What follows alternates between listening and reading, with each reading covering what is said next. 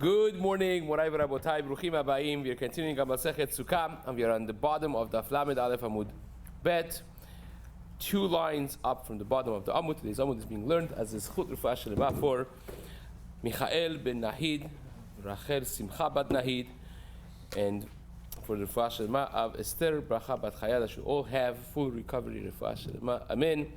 This month's learning of the community has been dedicated graciously by the Shea family, by Dayan family, by Cohen family. It should be an ultimate zchut for all of their mishpachot. Be'ezrat Hashem. Amen. Amen.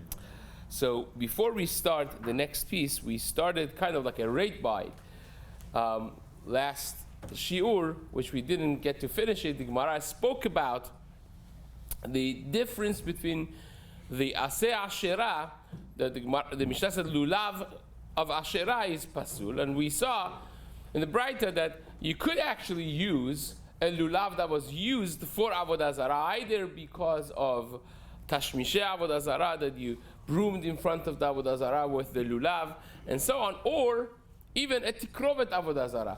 If you have a specific type of Avodah Zarah that the Avodah is through taking the lulav in front of it, or throwing the fresh branches of palm tree at it, still, even though that takrovet avodah zarah is asur b'hana'ah, it would be still mutar to use it as your lulav for arba minim. So 2 things have to be explained. A, what's the difference? Why aseh asherah then is asur?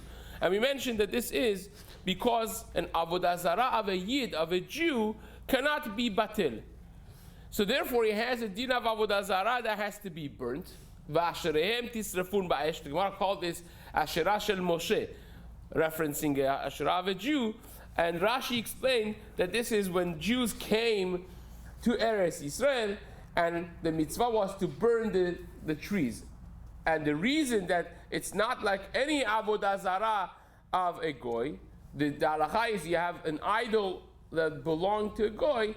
When they let go of it, when they are about to nullify the avodah zarah or take their ownership away, they'll become batel. But not by the ones that they came to Eretz Yisrael to take. And the question is, of course, they're Canaanites, they were from the Shiva Amin, so why wouldn't it be? And we mentioned that really the answer to this, even though that's not here in our Gemara, is explained in Masechet Avodah Zarah. We did this together in Daf Nun Gimal, that there the Gemara said, because when they did Chet HaEgel, Nit'avu, they desired many different types of Avodah Zarah, and because of that, Hashem, considered for them, because Eretz Yisrael was supposed to be theirs already. So any Avodah Zarah that was created in Eretz Yisrael was considered with their consent as the owners, and therefore it's Avodah Zarah Shel Yisrael, and there's no bitul for that Avodah Zarah. So that explains why the Mishnah says that the Asherah, it's not good. And why is it not good? Because when something has to be burnt, it's kesaruf dami. You're looking at this beautiful, gorgeous lulav, but the halacha looks at it as ashes because you have to burn it. Whereas the avodah zarah of a goy, if a goy used this palm branch for brooming in front of his idol, or threw it at the idol as a tikrovet, as an offering to the avodah zarah, once he lets go of it, it will become a regular thing that's asur b'hana'ah. It's asur b'hana'ah, I can't use it. So Rashi said, mitzvot lav lehanot nitnu. And in the beautiful words of Rashi, the mitzvot that we do, it's not hana'at haguf ela avodat eved lerabo. We're serving our master. That's what we're doing. It's not for our hana'ah. Therefore, it's not considered that you have hana'ah from the mitzvah. Right? So therefore, anything that is asur b'hana'ah, you should be able to use it for mitzvah. Like here, the lulav is asur b'hana'ah. You can still be yotze the mitzvah deoraita avul kachtem lachem b'yom harishon pri etzadar kapot temarim. You're taking that kapot temarim for a mitzvah, even though that's asur b'hana'ah. Right? So like yain nesek, can you say kiddush on it? Or you just So no, yain nesek you cannot drink because you're having hana. So let me explain this a little more. So says for instance, the Gemara says this in in multiple places, but the main Gemara is in Masechet Keretot, in Daf Yutet. The Gemara says, "Hamit'asek bechalavim ube'arayot chayav shken nehene."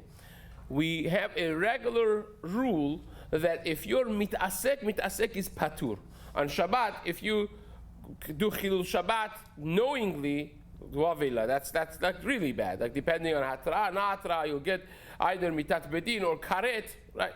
If you do it b'shogeg, which means I know what I'm doing, I'm aware of the act I'm doing. I just don't know this act is asur and Shabbat, or I'm not aware that today is Shabbat. I think it's Sunday today, right? And then I do it. That's shogeg, fine. And then there is a level higher or lower, however you say it, better than that, which would be mit'asek, that I'm not even aware of what I'm doing, right? I'm passing by a wall and my body touches a switch and the light goes on. That's less than shogeg. That's mit'asek, right? Mit'asek is patur. But the Gemara there says, if you have mit'asek b'chalavim u'be'arayot, if a person is eating a nice, juicy, fatty, first-cut steak, and it happens to be that this was chelev, so even though that you were mit'asek, you're chayav, because you're having hana'at haguf, it's geshmak. Same is with arayot. If someone is mit'asek b'arayot, he thought that this was, again, it was mit'asek, not even a shogeg. Still he's chayav because because he has hana'at haguf. So then we're not talking about that necessarily. Actually, this answers a fascinating question, which is very much in line with the raid bite that we have. There was a great debate 250 years ago about learning Torah lishma, right? What does it mean when you say the sixth parak, at the beginning of the sixth parak of Pirkei Avot? So Rabbi Meir said, any person that learns Torah lishma zocher lidvarim arbe. And the Mishnah goes on to say amazing things. So what does it mean, lomet Torah lishma? How do you define a person that is learning Torah leshem shamayim? What does that mean exactly? So there were many who wanted to suggest, especially in the Hasidic movement that started back in a time, around 250 years ago, that lishma means you're not allowed to have any hana'ah, any gishmak from learning, because that is not part of it. It means you have to do it only for Hashem. You're not allowed to have any pleasure from it, right? Who writes this? Some of the big people. My Rosh Yeshiva Zatzal's great-great-great-grandfather was one of the first ones who wrote this, actually. So Rav Weinberg and his brother, people know Rav Nachman, Rav Yaakov Weinberg, right? Their great-grandfather, direct, Ben Achar Ben, was Rabbi Avraham Weinberg, who wrote the Sefer Yesod HaAvodah, right? Very interesting was the Meyased of the Salonim Chassidut. Like right now, Salonim Chassid is a big Chassidut, still up to today. So Rabbi Weinberg was actually a die-hard Chassid of Rabbi Nachman Breslov. This people don't know necessarily, right? So he started really from Breslov, but he created his own thing. So he writes in Yesod HaAvodah that you're not allowed to have any geshmak from learning because it's considered shelo lishma. It has to be only for Hashem, not for your pleasure. Now, who disagrees with this? Another one of the great Hasidic minds, which we spoke about last week, actually, the Avner Nezer, the Sochitchover Rebbe, right? The Sochitchover Rebbe who actually married the daughter of the Kotzker Rebbe, so therefore it didn't really continue because the Kotzk did not have, maybe because of the sharp personality of the Kotzker Rebbe, who probably was the greatest talent among older Hasidic Rebbes, which back then all of them were tremendous Talmidei Chachamim. The Kotzker Rebbe was all the way up there. Well, he had a very sharp personality, so it didn't really continue the Hasidut of Kotzk. But nevertheless, in the Hakdama to his Sefer writes the Avner Nezer, Rabbi Avraham Misachitchov, he writes that absolutely that's not true. You're supposed to have hana'ah from learning is part and parcel of learning. He is supposed to have gishmak. And you see, sometimes the hana'ah brings raya actually from this Gemara that we just mentioned in Masechet Keretot, Daf Yutet, certain things, the hana is part and parcel of the thing itself. So therefore, you're supposed to have hana from learning. Actually, when it's gishmak, you understand it better, you learn it better. It's gishmak, right? But really, and that's not considered. That's not considered any problem of shelo lishma. Obviously, the historical factor of this, the knowledge thereof, helps you understand why people wrote what they wrote in the time period that they lived. For instance, if you study the magnificent, groundbreaking work of Reb Chaim Volozhiner, the student of the Gra, Nefesh HaChaim, you may or may not realize that he wrote that because of many misconceptions that he felt were promoted in his generation.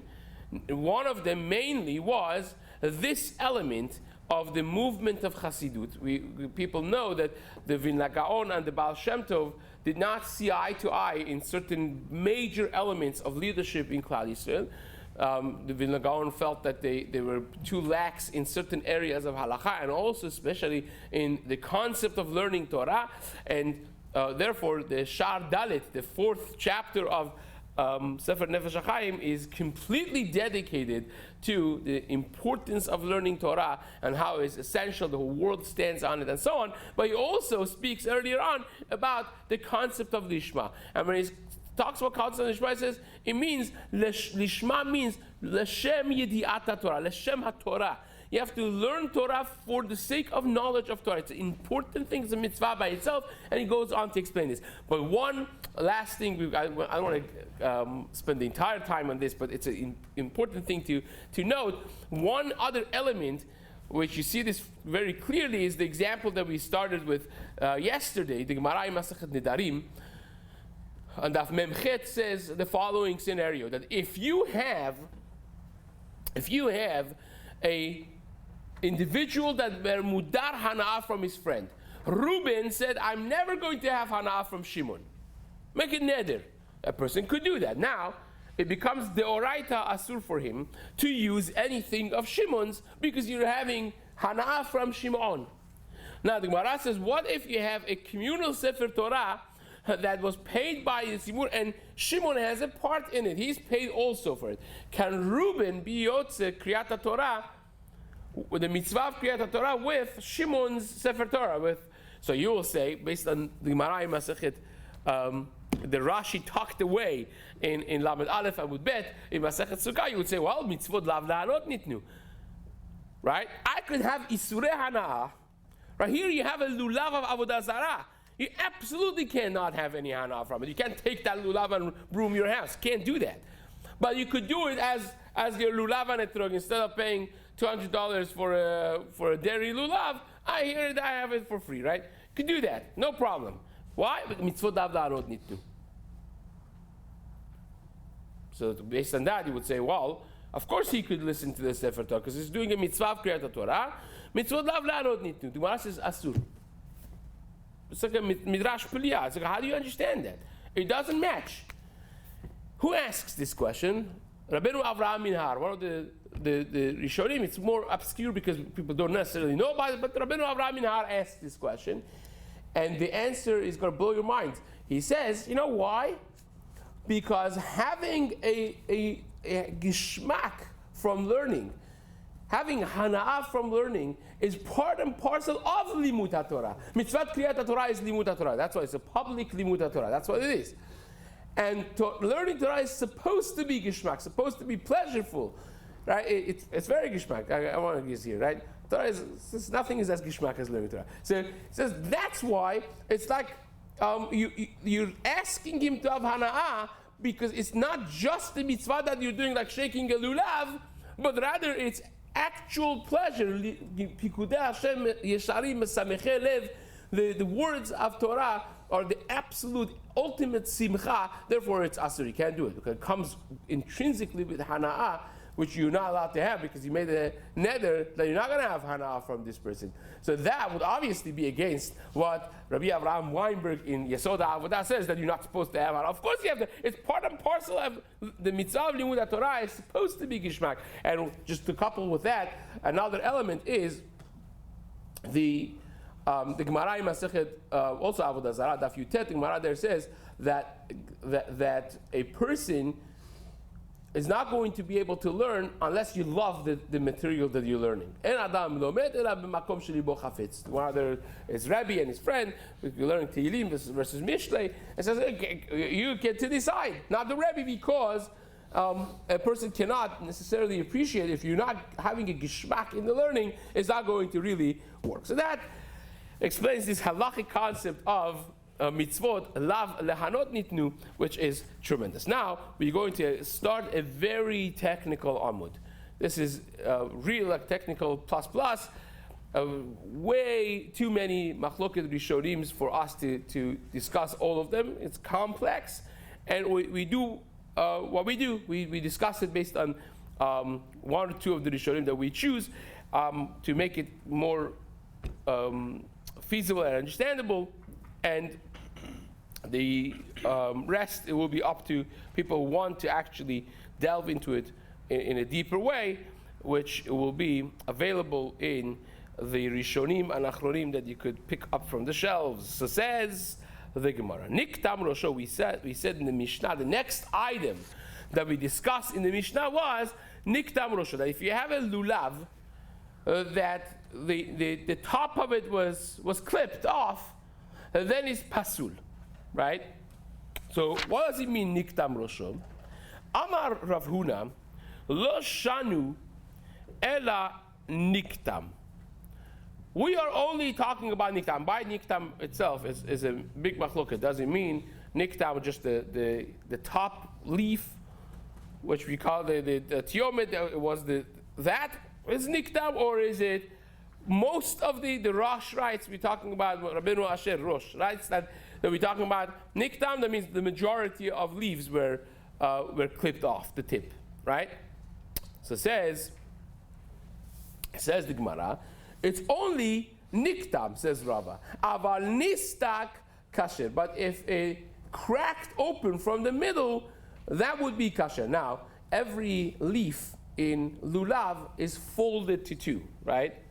They may look like one thick leaf, but those who know how the anatomy of a lulav is, each one of them could be split from the middle, right? If you let it grow to become like a regular palm leaf, when they grow and they separate from the spine, then each one of these that is closed, it will open, and you'll see actually the middle line going across. When they are small, this is clipped together, and nistak means it kind of like open split from the middle of the fold. So nistak is kasher, the Gemara says. It's only when the leaves were clipped, but nistak is kasher. Baruch atah Adonai Eloheinu melech haolam shehakol nihya b'dvaro. Says the Gemara, v'nistak kasher? Really? Nistak is kasher? V'hatanya, we learned, lulav kafuf, kavutz tzaduk. We're going to have a braita that's going to say all of these names, that each one needs really explanation, and we're going to come back after answering this question. We're going to come back to explore each one of these that are mentioned in the braita as well. But one of the items that this braita is going to mention is saduk, which is nistak. And whereas we said over here that nistak is kasher, this braita is going to say that nistak is pasul. So that would be the kasha that we're going to be asking. But nevertheless, says the braita, lulav kafuf. If you have a bent over lulav, it's like a hunchback, the Rashi says, right? You have a person that's bent forward, the lulav is bent forward. Now, this also is machloket rishonim, how to understand it. Take a look at Rashi, the last Rashi on the Amud. Rosho kafuf ka'agmon. It is, it's like a hook. Agmon is like a fishing hook. It's like a hook. Ka'agmon dome leish giben. It looks like a hunchback person. Shirashehen shachin v'kfufin lemata. That their back and their head is bent forward, right? That would be pasul. Now we have to speak about this because kafuf could be 4 different ways, right? If you have a straight thing, it could be bent over forward, backward, sideways right, sideways left. So we're going to talk about this. Is it only one? Is it only forward when Rashi says like a giben, a person, old person is not bent backwards, it's bent forward, right? So this is something that we're going to discuss. But be that as it may, if you have a lulav like that, and again, Rashi seems like it's the head of, and many Rishonim actually understand it like that, that's the tip of the alim, the tip of the leaves is bent like this. You find this actually in many of the lulavim. There are other Rishonim who say, well, if you say that, most of the lulavim are pasul, because if you take a look at, again, what makes it to the market, to the Jewish market nowadays, is not just about everything. They go through them before they hit the market. But many other Rishonim say, well, rov of the lulavim, they have something bent on the top, right? So there are those Rishonim who say bent means the actual spine is bent. Right? The actual spine is bent, not just the leaves. The shidra is bent forward. Fine. But be that as it may, the lulav that is kafuf is pasul. Kavutz is pasul. What's kavutz? That has thorns. Right? Imagine there's thorns coming out of the spine, and that would be, the Gemara is going to discuss that as well. That would be also pasul. Right? Now, akum is bent, domel magal, right? This is also bent over, meaning it's like a bow. That also would be pasul. Charut pasul. Charut is when it has become hardened like wood, right? When you leave the lulav to grow, at some point it grows and becomes hardened like a piece of wood. In the beginning is soft. It starts from a light green, which is very soft and small. Then it becomes dark green, and that dark green, little by little, starts becoming like a wood hard, and the color changes. It becomes part of the trunk of the tree, right? So charut is pasul. If it has become hardened like wood, pasul. Domel charut, if it's becoming like that, hasn't opened like that. Charut is completely opened, right? The leaves open and the whole thing hardens. But if it's domel charut, it's like not the stages, like one or two steps before actual charut. It's starting, the leaves starting to spread to the two sides, and the thing's starting to become hardened, but hasn't necessarily become like wood hard. That is kasher, says the Gemara. Amar Papa. So we said in this that tzaduk is part of it. Kavutz tzaduk. Tzaduk is the split, right? The crack open. All of these things the Braita says is pasul. So again, we have all these elements: lulav kafuf, kavutz, tzaduk, akum, domel magal, charut. All of them, these 5 items are pasul, and one of them is tzaduk. So you just told me that nisteka is kasher, nistak is kasher, only niktam is pasul.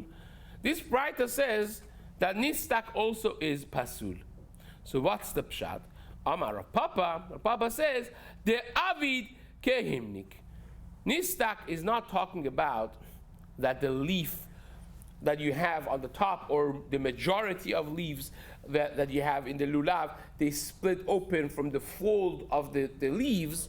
But we're talking about a case that the tip of the top area of the lulav is like a V shape.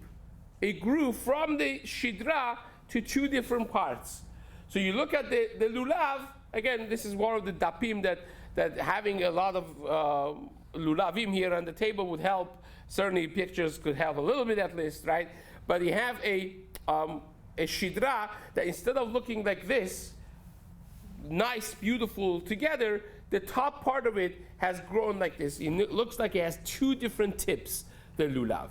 That would be himnek, right? Nowadays, again, within the Rishonim and Achronim, you have, especially within the Achronim, certain chumras that if the middle leaf, right, the tiyomid, if the middle leaf that comes out of the lulav, which is usually the highest one, if the top of that has like a V shape, which is pretty common actually, to have from the shidra that half of the leaves grow one way, half like this, that's very rare to find. But having the top leaf have a V-shaped top is actually not that uncommon. And the question within the Achronim, Taz, and others is how much of a V do you need to make it like a hymnik, right? You'll see some people who are spending hours in the lulav shop and they're looking at the tip and they're looking with the many of them will say, oh, this is a hymnik, right? They're talking about this Gemara within, again, the discussions of Rishonim and Achronim, but the simple understanding is that the Shedra grows to two different sides, making this V shape that looks like two different heads. That would be Nistak that the bright eye is talking about. When we said Nistak is kasher earlier on, talking about the leaves that they have the fold and adhesion in between them breaks and kind of like now it's split, that will be kasher. So says the Gemara. Now we're going back to discuss the discussion of what it means, kafuf and akum, all of those things. So akum kemagal, akum dome lemagal, when you have a bent over lulav, like a magal, like a bow, right? A magal is the kli, I don't know what they call it in English, that you cut the things with the produce with. So it's kind of like a half a circle, right? Sickle, right? So that's like a half a circle, but it doesn't have to be necessarily like that. You also will find people in the lulav shop that they're looking at the lulav like this. They're looking for this, right? They're looking to see if it's bent over to the sides, or to the front because of this Gemara. So says the Gemara, if you have domel lemakal, amar Rava lo amar ela lefanav.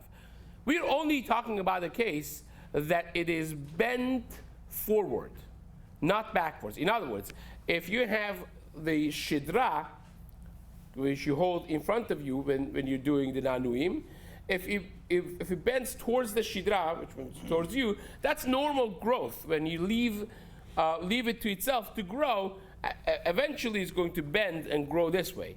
But if it's bent towards the leaves, right, will be bent backwards, that's not a normal lulav, and that's pasul, right? So whatever is the growth, the normal growth of a lulav, that's kasher. It may not be very beautiful, but it's kasher. But if it's bent towards the leaves, that's like bending backwards. That would be pasul. So it says Rava lo amaran ela lefanav. That's only when it's towards the leaves. That's pasul. Aval la'acharav, towards the shedra, that would be b'riyatei. It's considered the way it grows, its creation, and therefore it's kasher. Now, how about sideways? Amar of Nachman listadin kelefanav dami.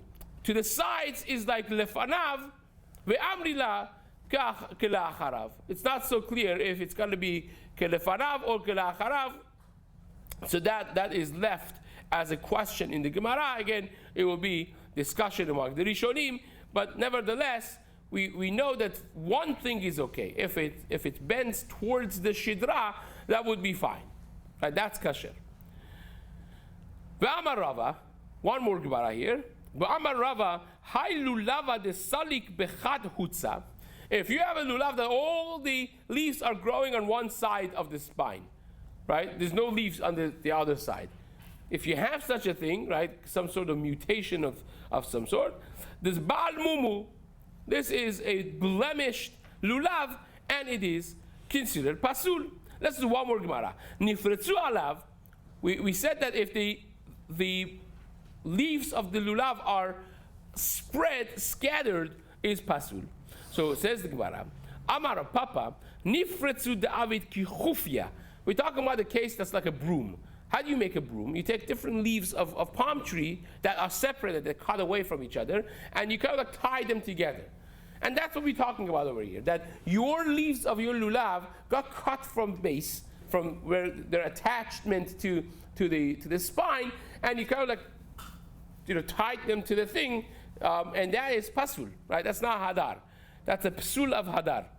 But if it's nifredu alav, if it started kind of like growing away from the shidra because it's growing, and that's how it works. The growth is that the lulav is like one shoot in the beginning, and then kind of like as it grows, the leaves start separating from the top and grow to be a full palm tree leaf. that beginning stage when they start separating, that's still kasher. That's nifredu alav. They're starting to separate from the shedra, and that is kasher, says the Gemara.